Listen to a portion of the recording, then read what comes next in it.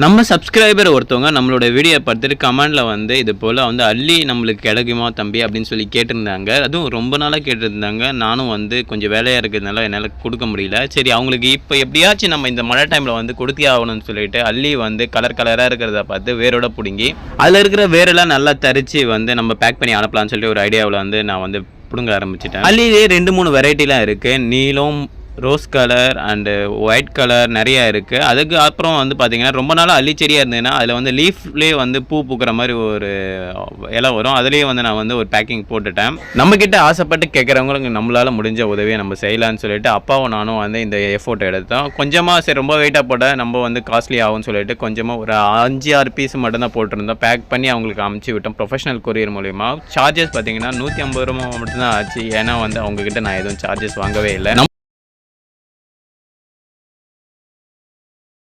Last வீடியோவில் நம்ம subscriber ஒருத்தவங்க அள்ளி செடி கேட்டிருந்தாங்க. அதை நம்ம பேக் பண்ணி போட்டிருக்கோம்னு சொல்லிட்டு நான் வந்து ஒரு வீடியோ போட்டிருந்தேன். அந்த வீடியோ வந்து அவங்க கிட்ட ரீச் ஆகிறதுக்கு 2 days ஆகி போச்சு. அவங்களும் வந்து ரொம்ப எக்ஸைட்மெண்ட்டாக வெயிட் பண்ணிட்டு இருந்தாங்க. அவங்களுக்கு சுற்றி நிறைய ஸ்டூடெண்ட்ஸ் வந்து டியூஷன் படிக்கிறாங்க. அவங்களும் வந்து ரொம்ப ஆர்வத்தோட வெயிட் பண்ணிட்டு இருந்தாங்க.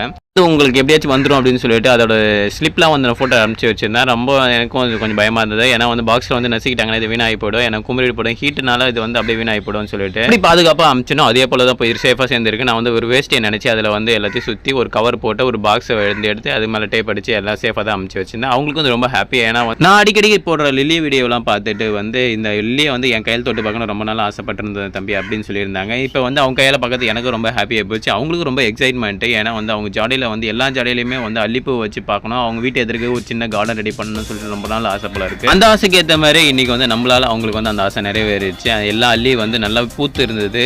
பூக்காத அள்ளியில் இன்னும் கொஞ்சம் நாள் பூத்து டெய்லி என்கிட்ட வந்து அப்டேட் பண்ணிட்டு இருந்தாங்க. ரொம்ப சந்தோஷம்.